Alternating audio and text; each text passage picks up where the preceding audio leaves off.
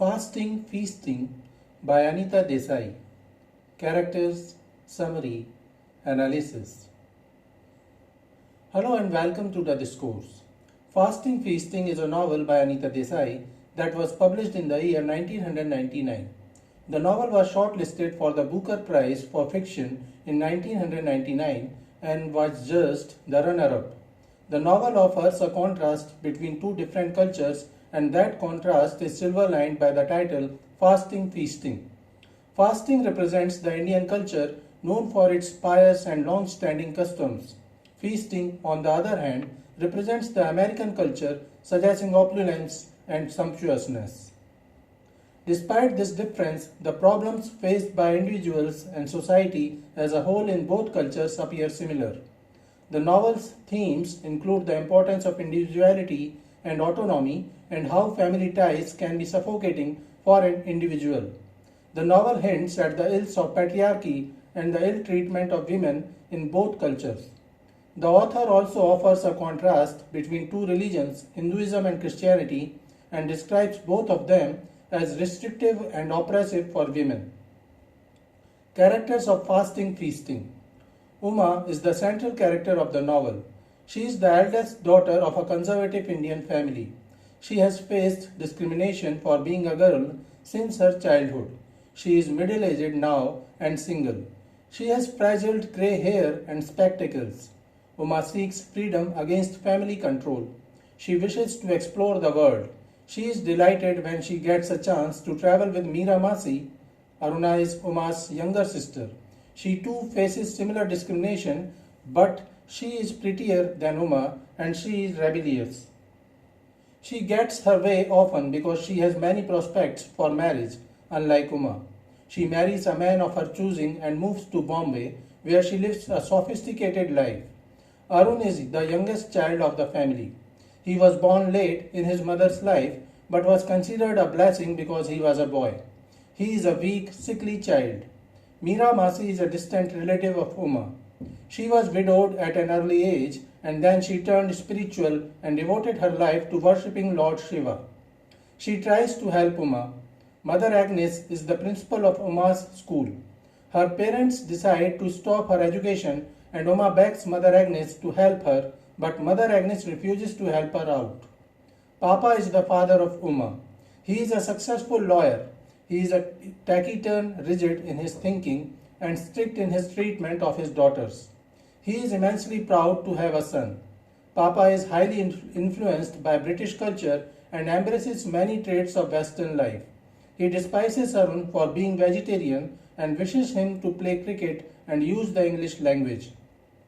Mama is Papa's wife. When she was 16 years old, her father married her to Papa. She is happy to be the wife of a successful, influential man and remains subservient to him. At times, it appears she is more patriarchal than Papa. Dr. Dutt is a family friend and doctor. Like Meera Masi, she realizes the troubles of Uma and tries to help her by involving her in social work, but Mama and Papa oppose her. Anamika is Uma's cousin and daughter of Bakul uncle and Leela auntie. Like Mama Papa, her parents are also patriarchal. Anamika is a beautiful girl and a brilliant student who won a chance and scholarship to go to Oxford University. However, her parents insist that further studies are useless and marry her to a rich and educated person. Her husband turns out to be a sadistic and abusive. Her in-laws too torture her and she succumbs to that. Mrs. Joshi is a friendly neighbor of the family. Her husband loved and cared for her. But she had a spiteful mother-in-law like Anamika's, but she survived with the help of her husband. Ramu is Anamika's younger brother. He is sickly and is hunchbacked. Arvind is Aruna's husband who loves her. Aisha and Dinesh are Arvind and Aruna's children. Mrs. O. Henry is the wife of a Christian missionary in the US. Mrs. Patton is her sister. Mrs. Patton is a generous and kind woman, but she does not care much about her family. She is more worried about how she looks. Mr. Patton is her husband. He is a generic suburban father who likes to watch sports and BBQ. He is gruff, self-interested, and intolerant of any perceived threat to his authority. Rod is their son, and Milani is Mrs. Patton's daughter. While Rod is friendly to Arun, Milani is hostile towards him. It turns out that she is addicted and bulimic. Summary of Fasting Feasting. The story of the novel is told from a third-person omniscient perspective by an anonymous narrator, and the narration shifts between the past and present tenses. The novel is written in two parts. The story begins in a small town in India where Uma and her younger sister are growing up in a traditional middle-class family. Both go to convent school. Aruna is younger and prettier than Uma. When Aruna was born, her parents were disappointed because they wished for a son. Their parents, Mama and Papa, are very restrictive and try to control their daughters in every way possible. They try to teach them domestic, traditionally feminine skills. Uma takes little interest in marriage or household chores.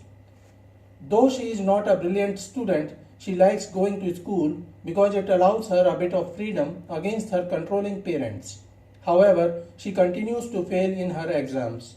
Her parents always wished to have a son, and when Uma's mother gives birth to her son Arun, Papa insists that Uma must stop going to school and help her mother in taking care of the house. Uma tries to resist and runs away to the convent school, seeking the help of Mother Agnes. However, Mother Agnes shows her inability to help her because of her failing grades. Uma suffers her first seizure and falls on the floor. She is brought back to the house, which becomes a jail for her. Because she tried to run away to the convent, her parents become more restrictive and cautious. They blame the convent school and Mother Agnes for trying to convert their daughter to Christianity. Aruna continues to go to school, though she too is not a brilliant student. Uma's cousin Anamika is everything that Uma is not. She is a beautiful girl, a brilliant student, beloved by everyone. As they grow old, Anamika continues to excel in education and gets the opportunity to go to Oxford University, but her parents, Lily Auntie and Bakul Uncle, don't allow her to go. Instead, they marry her off to the wealthiest, most educated man they can find. Anamika's husband turns out to be a sadist and cruel person. Uma learns that Anamika's husband and her mother-in-law often beat her for no obvious reason. Meanwhile, Mama Papa are trying to find a suitable match for Uma, but men show little interest in her, preferring her younger sister. Uma faced 3 failed marriage attempts, including 2 dowry scams. Finally, a man agrees to marry her. He is of the age of Papa, Uma's father, and appears reluctant while marrying her. Later on, Mama Papa and Uma learn that he is already married and has children. He married Uma only to claim the money for the dowry. Later on, he abandons Uma. Mama and Papa give up on trying to marry Uma off, and she literally becomes a house servant. Aruna is now a beautiful grown-up woman who gets many marriage proposals. She chooses Arvind, one of them who is a wealthy businessman from Bombay. She moves to Bombay and the family does not see her often.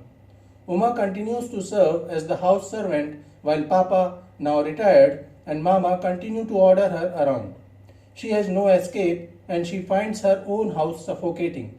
She thinks of writing a letter to someone to vent her frustrations, but she wonders to whom she may write a letter.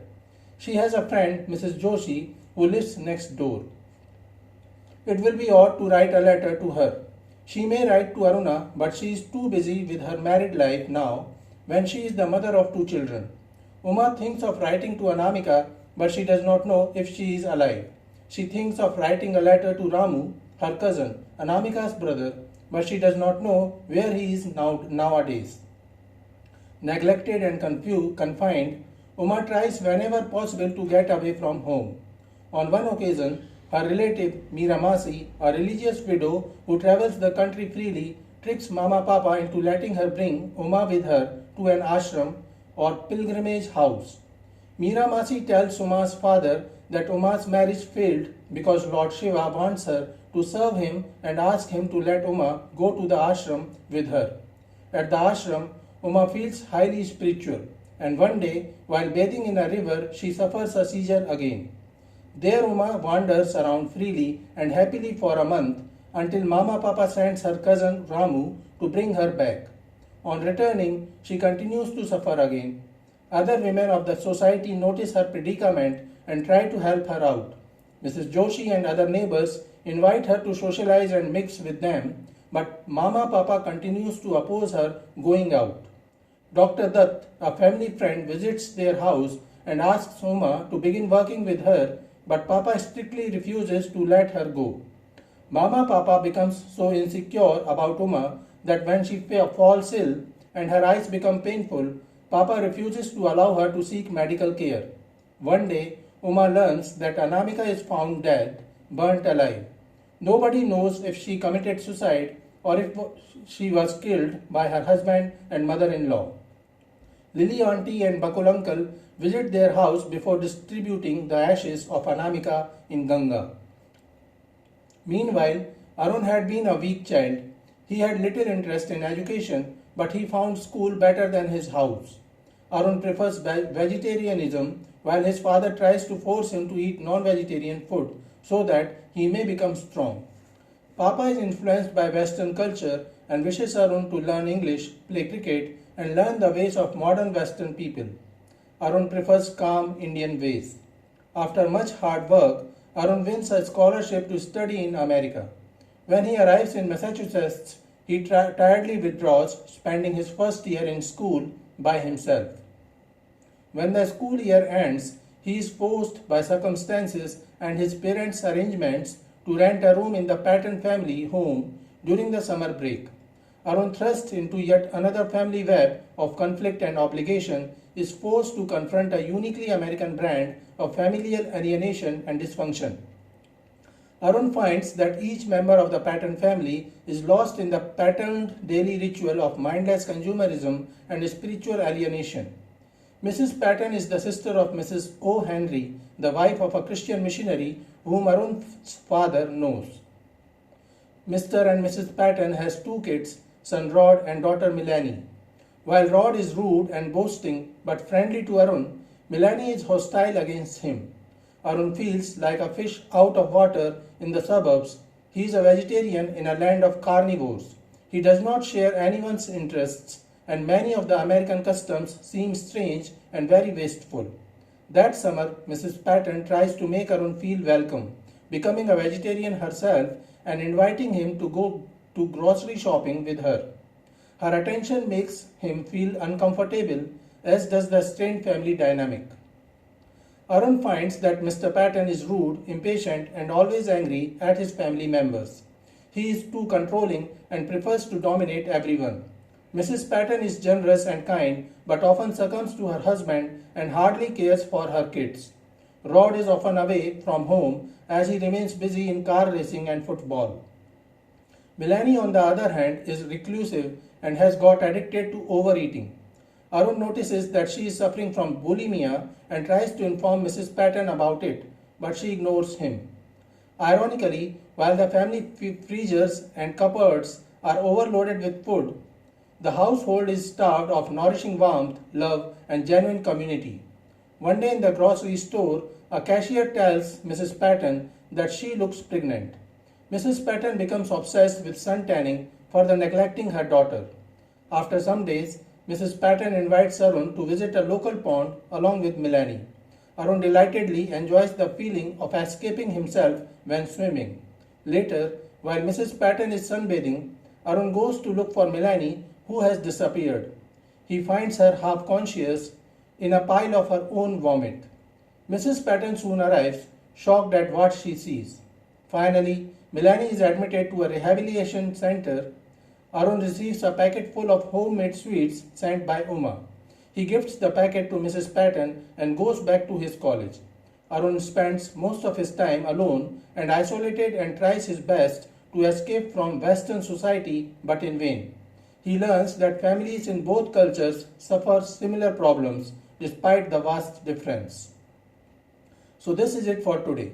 We will continue to discuss the Indian English literature. Please stay connected with the discourse. Thanks and regards.